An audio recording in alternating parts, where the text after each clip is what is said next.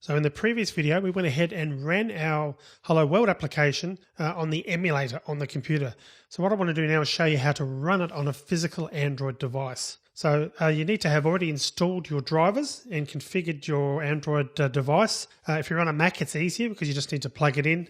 But if you're on Windows, you need to have installed the drivers, and Linux, it should just work if it's plugged in as well. So I'm going to assume that you've got the drivers installed, but everything else I'm going to show you how to configure because there are a few extra options you need to select on the physical device itself. So as I go through this video, I'm going to be showing you what's on the screen on your computer, but I'm also going to switch over and show you what's actually running on the device itself. So I'm just going to start the recording on the device because I need to actually have the recording of my Android phone as well, so you can see that on the screen. So I've got that running.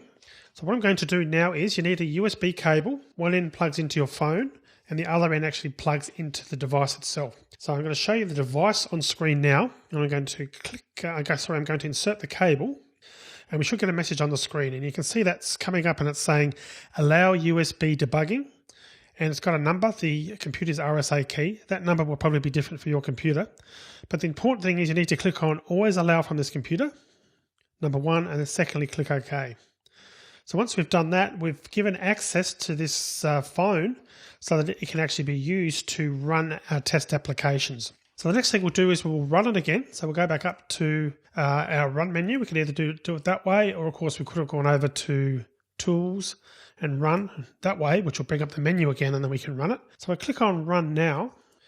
You'll notice we've now got two options that have come up on the screen. In the previous video, we only had the one option, but now that I've plugged in my Motorola, there's two options. And just to show you, if I unplug that now, it disappears from the list, and I'm plugging it in again now. And there it is, it comes back on the list again. And if you've got your device showing there, but if you can't see the full name or you can't see the serial number, it probably means you haven't ticked that screen that I showed you before. And make sure that you do that so it is actually set for debugging. So just switching back over now to the phone again. What I'll actually do is I'll put it in landscape mode so it's a little bit easier to see. The other thing we'll need to do is go into the menu. Let's get rid of some of these notes here. I can't get rid of those. So I need to go into options because the other thing you want to make sure you've done, scroll all the way down, click on developer options. Now, if you don't see developer options, what that means is you haven't configured this phone and set it up to be able to debug applications. So if that's the case, you go into About Phone. Well, actually what we do is in About Phone, under the build number, when I've clicked on that, I click on that 7 times. Now you can see it's coming up and showing me on the screen. And I'll put it this way so we can see the screen a little bit better. If I start clicking that, it's coming up saying no need, you're already developer. But if you haven't done this already, if you start clicking that, if you click it 7 times, it will actually enable the phone to be used for development purposes for testing. So you'll need to go through and do that 7 times if you haven't already. But in my case, I had already done it, and that's because I knew that because I had actually had this developer options menu here. So if you've got the developer options menu, you know that you're good to go. But the other thing you want to do is just scrolling down here.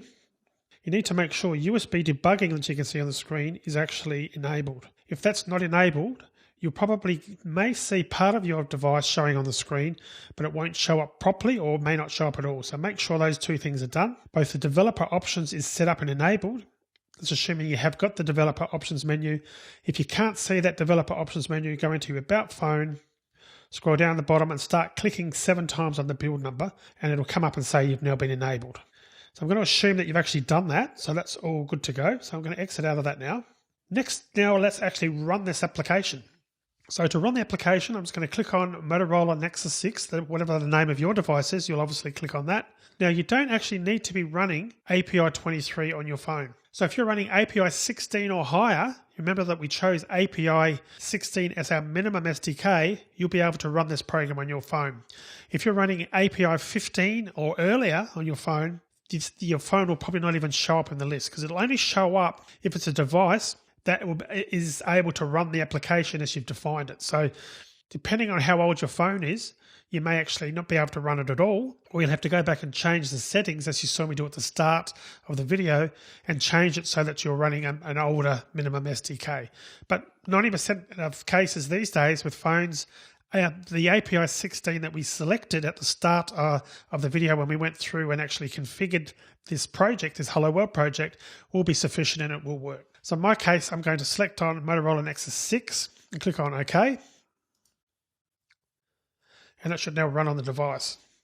Now, you've actually got a pop-up that's popped up on the screen here. This is happening automatically with API 16 and with API 23. It may not happen for you. If it does or it doesn't, but click on accept because that's probably a good thing.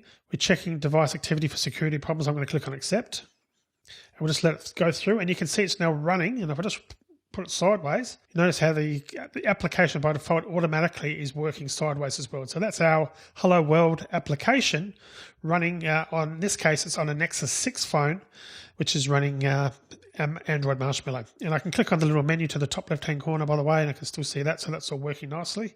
So that's really all you need to do to get it running on an Android device. So if you've got an Android device, do check it out and try running it and see how it gets, how you get on with it and how it works. So that's it for this video. We've actually done now. So we're going to finish off this section now, the Hello World section. And in the next section, we're going to start creating proper applications. And we'll go through and we'll be actually, I'll be explaining more some of these concepts in the main activity and some of these other files. We'll actually be going into those in detail and talking about those so that you've got a good understanding of them.